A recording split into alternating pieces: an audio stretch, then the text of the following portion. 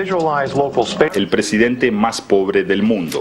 One of the show's hosts and screenwriters donates about 90% of his meager salary and works in a vacant lot with an old typewriter. L'unica proprietà dichiarata di questo sceneggiatore è una rondinella dell'82 nella quale porta gli scherzi ai redattori. Pour ce jeune monteur, monter peu et vendre sur le marché n'est pas synonyme de pauvreté comparé à une production de masse utilisant des techniques peu humaines. Nada na aparência deste homem poderia indicar que alguma vez pegou em armas para obrigar as pessoas a rir de suas piadas. Hoje parece ter esquecido que algum dia lutou por um humor mais justo para todo mundo.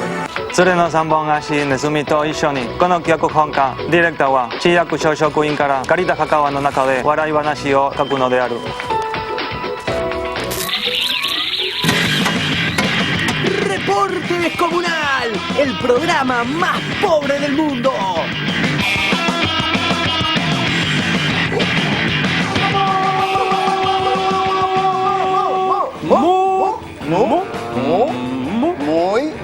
Muy buenas noches. No. Bienvenidos a Reporte Descomunal, yo soy Ignacio del Curio, hoy lo puedo decir bien. Y a mi lado se encuentra Germán Denis. Leo Lagos. No. Suplantando a Germán Denis. Se encuentra Germán Denis, que seguramente se confundió, se pensaba que esta era la ciudad de los niños, donde te dejan ser conductor por un día. Pero esto es un programa de televisión, aunque sea cable. Chiste fácil, chiste obvio, que estaba esperando de Nacho. Hay muchas hipótesis de por qué Leo no está en este programa. La mía, que estaba muy eufórico por la victoria de Uruguay, ¿no? A mí me dijo que estaba mal de la garganta. Yo creo que por fin se destapó, salió del closet futbolístico, gritó los 5 goles y quedó aislado. Claro, por eso quedó mal de garganta. Para mí igual es un gusto. No había terminado de cerrar. Tener un conductor de verdad. A mí es un placer.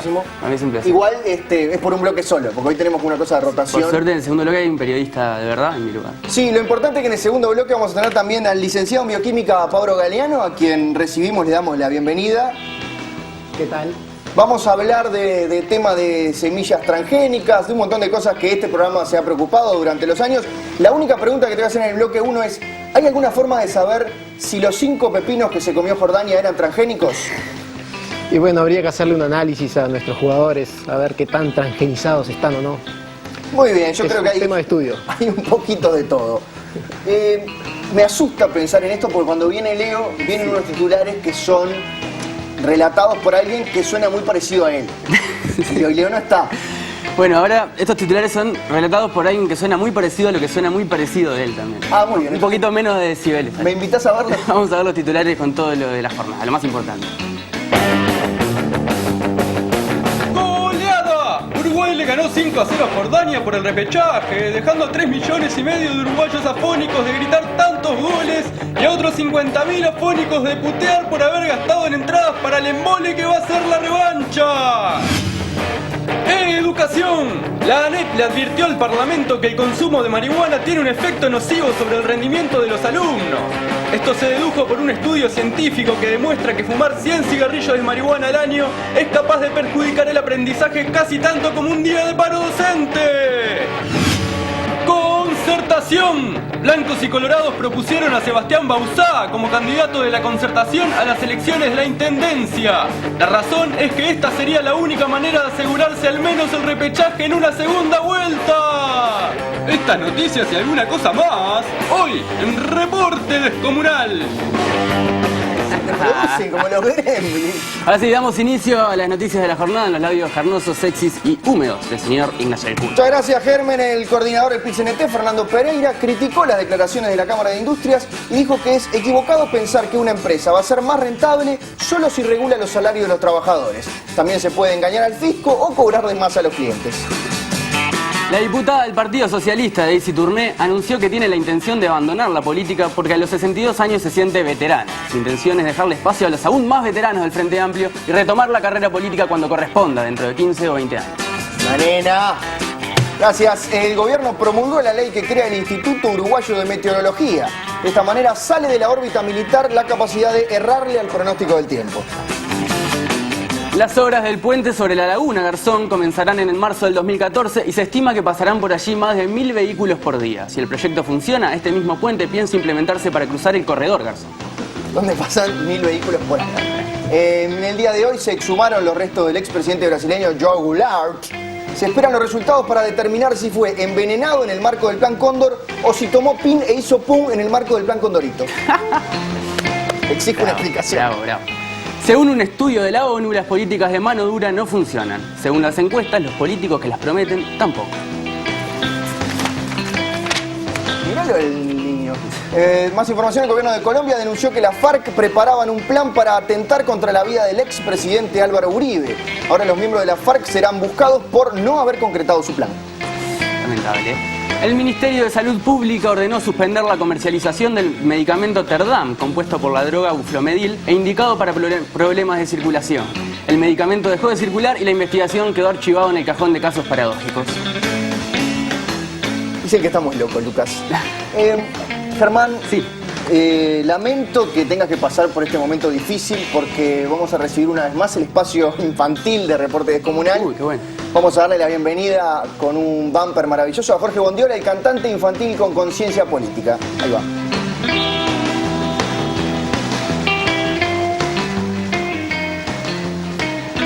Muy bien, buenas noches, Bondiola. Lo vemos más contento, no sé. Lo vemos más contento que la última vez. ¿Cómo anda? Buenas noches, vengo con ganas de dejarle mensajes útiles y positivos a los niños y a los preadolescentes del Uruguay que sueñan con Violeta y otros ídolos de hoy. Así que niña, si me estás mirando, la próxima vez que hipoteques la casa de tus padres para ir a ver a esa multimillonaria Violeta en Montevideo, llévate un cinturoncito colorido y bien lindo con muchos explosivitos y cuando ella se acerque a saludar, apretás un botoncito que yo te voy a dar. Bondiola. Estamos hablando de sueños e ilusiones de niños, no de terrorismo, ¿sí? ¿Qué está haciendo? No sé quién es usted, niño, prepúber, adolescente, Su de haber público ido a ver objetivo. Violeta. Pero está bien, niños, es como usted dice, sigan adelante sus sueños. Ustedes pueden convertirse realmente en lo que intenten ser en el día de mañana y eso está muy bien. Pero no olvide que pronto todos moriremos y seremos olvidados sin importar lo que hagamos, como las criaturas insignificantes que somos, y que la mayoría de los sueños serán pedazos en esta maquinaria de luz y tire de la sociedad moderna.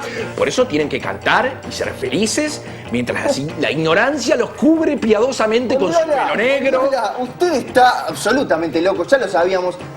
¿No vino acá para cantar alguna de sus canciones graciosas e infantiles? Por favor, por favor. Es así, venimos con mucha diversión, seguimos presentándonos todos los fines de semana en varias partes del país con nuestro espectáculo infantil. ¿Dónde que está ahora? Esta semana estaremos frente a la Suprema Corte de Justicia, junto a la actuación del payaso Cascote, y tocaremos canciones divertidas y sanas para los más chiquitos, como la que voy a mostrar a continuación.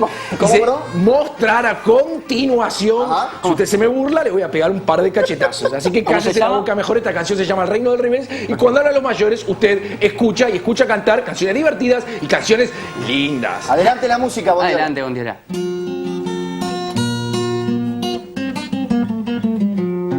Me dijeron que en el reino del revés el de izquierda estaba Are, que Mujica es un viejito muy burgués que descansa por estrés. Vamos a ver cómo es el reino del revés. Vamos a ver cómo es el reino del revés. Me dijeron que en el reino del revés baja Pluna y sube Antel, y que el dedo del gobierno en Buquebus se ve más que el de Namus. Vamos a ver cómo es el reino del revés. Vamos a ver cómo es el reino del revés. Me dijeron que en el reino del revés Paco tiene otra TV, que en la chacra ya no hay más póster del Che, solo de Steven Tyler. Vamos a ver cómo es el reino del revés. Vamos a ver cómo es el reino del revés. Me dijeron que en el reino del revés Sendik niega que sea gay y que el senador Gustavo Penades es más zurdo que José.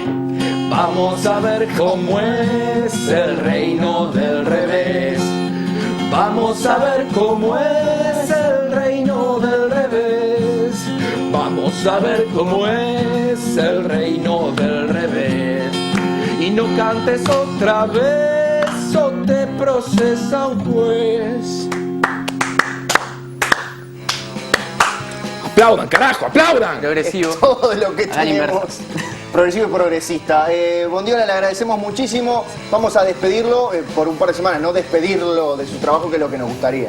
será hasta la semana que viene, quizás hasta el mes que viene, con más canciones alegres, divertidas y que no tienen nada que ver con la política, con esas cosas de las que los niños no se tienen que enterar. Muy bien, gracias Buen Día, gracias Germán por haberme asistido en este bloque 1. Voy a hablar con un amigo que se llama Martín, que ahora vuelve para la entrevista del bloque 2. El licenciado Martín Otegui. Licenciado Martín Otegui, para hablar con otro licenciado. Yo soy un bachiller miserable. Nos vemos después de esta tanda no comercial.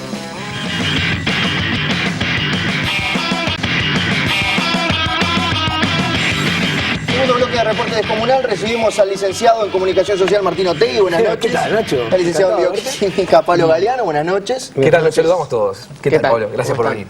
Muy bien. Vamos a hablar de un tema de las semillas transgénicas, un tema que a Leo Lagos, que hoy no está, siempre le ha gustado poner en agenda y de algún modo el programa se ha subido a esa camioneta, no voy a decir carro porque somos más modernos. Sí, yo quiero hacer una denuncia. Yo estuve con Leo ayer de noche tomando una cerveza con cebada transgénica y misteriosamente se sintió mal y hoy no vino al programa. Ayer de noche estaba bien. Estaba bien hasta las 2 de la mañana, yo estuve con él y estaba en perfecto estado. Muy bien, pero lo que disparó la investigación por la que te llamamos fue una polenta no transgénica. Ahí va. O sea, un grupo de productores quería hacer una polenta no transgénica y quería asegurarse de que así lo fuera. Exacto. Y ahí entraste en juego con tus investigaciones. Con mis análisis. Con tus análisis. ¿Qué encontraste? Bueno, lo que pasó fue así. Hace un par de años la Facultad de Ciencias, un grupo de la Facultad de Ciencias hizo un estudio en polentas que se venden en los supermercados y encontró que todas las polentas, como era de esperar, por supuesto, tienen maíz transgénico porque en nuestro país, en Argentina, en Brasil, está aprobado el cultivo de maíz transgénico. Hubo un grupo de productores que se les ocurrió la brillante idea de decir, bueno, vamos a hacer una polenta no transgénica, porque hay gente como Leo, por ejemplo, que le interesa poder consumir algo no transgénico. Con semillas criollas, digamos. Con semillas criollas, porque es muy difícil hoy conseguir, uno va a una agropecuaria a comprar semilla de maíz para grano, que se usa para hacer polenta, y lo que hay es transgénico, básicamente. Pero nosotros tenemos una red de semillas criollas, que con productores en todo el país, que muchos de ellos mantienen esos maíces que en teoría no deberían de ser transgénicos. Entonces se eligieron a productores del norte del país, unas zonas que no son muy maiceras, o sea, no se planta mucho maíz ahí, con la expectativa de que esos maíces realmente iban a estar libres de transgénicos. Mandaron 8 muestras, que yo trabajo en el laboratorio de bioquímica de Facultad de Química, las analicé por un método que es aburrido de explicar. ¿Debe ser aburrido de hacer también o no? No, no tanto, no tanto. Bien, por lo menos. Después que uno ya hace 100, 200 muestras, entonces se vuelve un poco tedioso. Y bueno, de las 8 muestras que mandaron, 4 tenían transgenes. A ver, ¿por qué? ¿Por qué pasa eso? Un espía de Monsanto cambió ahí. Yo lo primero que quería, antes de ver el cómo, es que en la nota, por ejemplo, de la diaria que hablaba de eso, se hablaba de contaminación. Bueno, ¿Por qué se le llama contaminación? Bueno, en el mundo académico nosotros sacamos una publicación, una revista académica en inglés, no sé qué, de un estudio que hicimos entre vecinos que tenían cultivos de maíz transgénico y no transgénico, y mostrábamos que se cruzaban y hablábamos de contaminación. Y dijeron, no se puede decir contaminación porque es una mala palabra, que tiene una subjetividad detrás. Hay que decir presencia adventicia. Pero entonces eso, nadie lo va a entender. Claro, bueno, es lo que buscan, quizá. La retórica científica. Contaminación quiere decir que hay algo allí que no debería de estar y que le da una característica a ese producto no deseada. Claro. En este caso, transgenes que hacen que ese maíz sea transgénico. A ver. Ahora sí. Ahora sí. ¿Cómo sucedió? ¿Cómo sucedió? Esa es la historia. Bueno, los maíces transgénicos lo que tienen es un gen de una bacteria. Ustedes saben que las plantas con las bacterias no pueden tener relaciones sexuales, entonces difícilmente llegaría un gen de una bacteria a un maíz si no fuera por la ingeniería genética.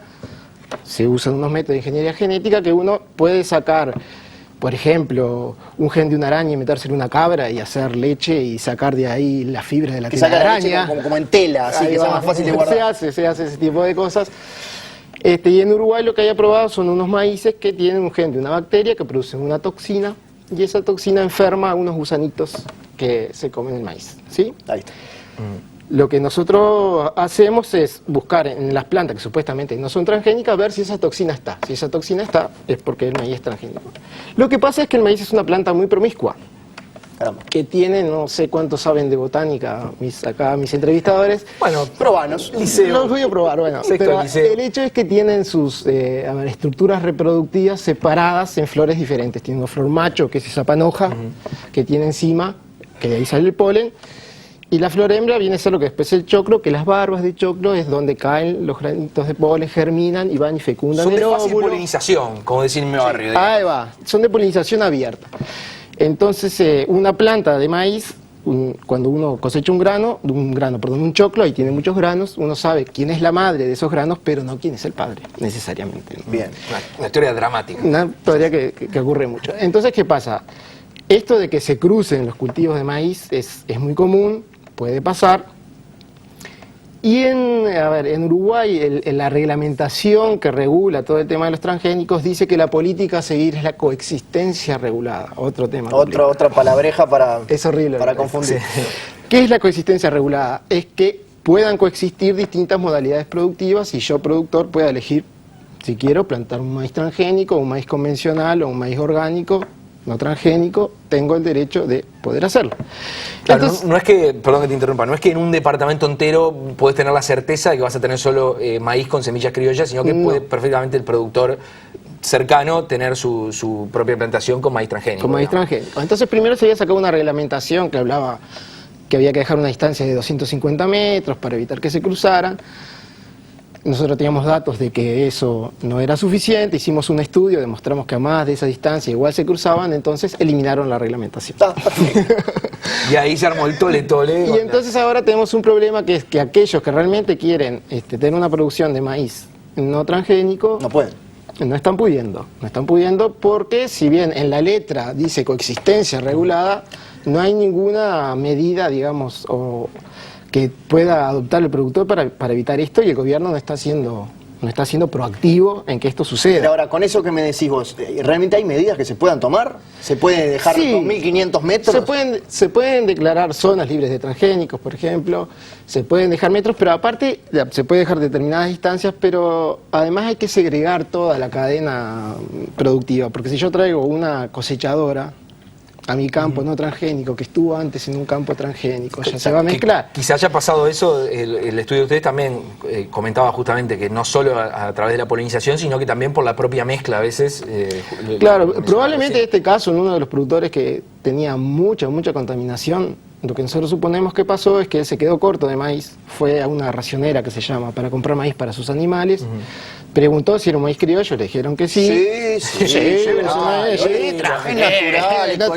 maíz de medio metro aparece. El maíz se fue caminando atrás de él. Así, el tipo llevó, le dio los animales y plantó algo de ese maíz también que se cruzó con el otro. Y bueno. Entonces, como nadie sabe mucho, incluso la gente que trabaja a nivel de las agropecuarias, qué es lo que está vendiendo con respecto a si es transgénico o no, esto es un tema que va a ir creciendo. La preocupación nuestra es que con relación a los transgénicos todavía hay mucho debate acerca de qué tan inocuos son. Ahí está. Lógicamente, con los años que hace que ya están liberados, no es que vos te comas un choclo transgénico y te vas a morir. Estaríamos todos muertos. O no vengas a un programa porque te sentís enfermo, por ejemplo, como le ha pasado pero al productor. No sabemos si Leo Lagos tiene un problema de eso, o porque habla mucho por teléfono y es un problema de radiación, o se emocionó mucho con el partido. Exacto. O sea, estoy bromeando, pero demostrar el nexo causal de por qué una determinada tecnología puede causar cierto efecto en la salud es muy complicado.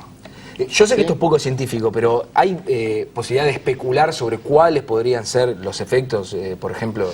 No, sí, porque de hecho hay estudios. A ver, para probar un maíz transgénico en Uruguay existe una instancia que se llama la Comisión para la Gestión de Riesgo, integrado por delegados de 6 ministerios, que ellos básicamente lo que hacen, leen el dossier que entrega una empresa, la empresa que quiere liberar el maíz, Monsanto, Syngenta, quiere liberar un maíz, entonces traen la propia empresa los estudios que hicieron para demostrar que ese maíz o esa soja o ese evento transgénico no va a causar daños a la salud ni al ambiente, pero lo hace la propia empresa al estudio. Con respecto a los efectos toxicológicos, las empresas hacen estudios de toxicología aguda, o sea, que asegurarte que vos te comes eso y no te vas a ir por el caño. Exacto. Pero no hacen estudios de efectos crónicos a largo plazo. Ya el Ministerio de Austria hace como 6 años hizo un estudio en ratas y vio que había problemas, y ahora un grupo francés con mucha guita y con mucha prensa también hizo un estudio, hicieron crecer a las ratas durante toda la vida comiendo maíz transgénico o no transgénico. Conquistaron París. De hecho no se puede ir más, que lo dominan las ratatouille. No, en realidad lo que les pasa es que se mueren más rápido. porque tienen un proceso de envejecimiento celular acelerado, entonces desarrollan más tumores, tienen problemas en el hígado, problemas en el vaso. Entonces de repente uno se mama y piensa que el problema del hígado es por el alcohol que tomó y de repente... Y capaz que es ese desayuno transgénico durante 20 años. Sumando lo que decís, porque capaz que en Uruguay queda la impresión de que esto es en todas partes del mundo, está aceptado lo transgénico, pero no es así, es al revés. No es así. En realidad, de los casi 200 países creo que hay en el mundo, más o menos, hice hace mucho geografía y los países se van dividiendo y uniendo. Pero son 20 y pocos los que permiten plantar cultivos transgénicos en sus países. ¿Y esto por qué? Es porque Uruguay forma parte de la vanguardia osada que asume las tecnologías más modernas y los otros son unos retrógrados. No, muchas veces tiene más que ver con presiones y con conveniencias económico-políticas que con razones técnicas. De hecho, en Europa, solo en España, no en Galicia, en otra región de España, plantan unas 100.000 hectáreas de maíz y en el resto de Europa no se planta. Los chinos importan la soja transgénica, pero no plantan soja transgénica. Hay como, a veces se habla como de un consenso, de que esta es una tecnología que está totalmente, y los productores la eligen rápidamente, pero en realidad es que vos vas a comprar maíz y hay maíz transgénico, entonces no es que elijas. O sea, es la apertura que tiene Uruguay, que puede ser de mercado o de piernas, por llamarlo de alguna manera. Seguramente. ¿Tenemos algún cultivo, cultivos transgénicos hay muchos, pero tenemos alguno que a tu parecer no significa un riesgo, que sea algo positivo? Quiero decir, ¿el transgénico siempre es mala palabra o puede ser algo positivo? Yo creo que la tecnología transgénica en sí tiene un acúmulo de conocimientos y de sofisticación, digamos, que es maravillosa desde el punto de vista que vos podés hacer cosas impresionantes. Y tiene una potencialidad bárbara, pero yo creo que sobre todo en investigación. Porque estamos trabajando en una caja negra. Porque, a ver, no sé, el dogma central de la biología molecular dice que la información pasa del ADN al ARN y del ARN a las proteínas. Eso es un esquema, como todas las cosas que hacemos los humanos para explicar la realidad, que explica muy pobremente la realidad y cada vez más se sabe que eso no es tan así. Entonces nos estamos manejando con unas hipótesis que no necesariamente explican la realidad. Entonces, y también la necesidad en sí de esta tecnología, yo no creo que sea tal. A ver, el discurso es como la zanahoria delante del burro. La población crece y vamos a tener hambre y tenemos que producir más y mejor y cuidar los recursos naturales. Pero los transgénicos que hay ahora son tolerantes a herbicidas, que son unos venenos que se usan para matar los yuyos, y unos cultivos que producen una toxina. O sea, y en realidad desde que se planta sobre todo soja, que la soja es la vedette, en Uruguay se planta solo soja y maíz transgénico, el uso que hacemos de agrotóxicos aumentó por unidad de área, ¿sí? Entonces, esto de que la sustentabilidad y que le vamos a dar de comer a la gente es un cuento porque es un gran negocio, porque atrás de los cultivos transgénicos hay patentes de propiedad intelectual, entonces una empresa puede ser dueña de una semilla. Ahí está. Nosotros te agradecemos muchísimo, vamos a seguir hablando de estos temas. Por supuesto, porque tenemos que traer gente de Monsanto la semana que viene. Sí, le mandamos un gran saludo a Dakota Show, que un tema como este le costó el programa. Nosotros seguimos al aire en TV Ciudad, agradecemos mucho que nos bancan, te agradecemos muchísimo estar acá, a ti también. Gracias, encantado. Y nosotros volveremos el viernes a las 21:30 con más reportes de Escomar. Quizá, Sí, está bien.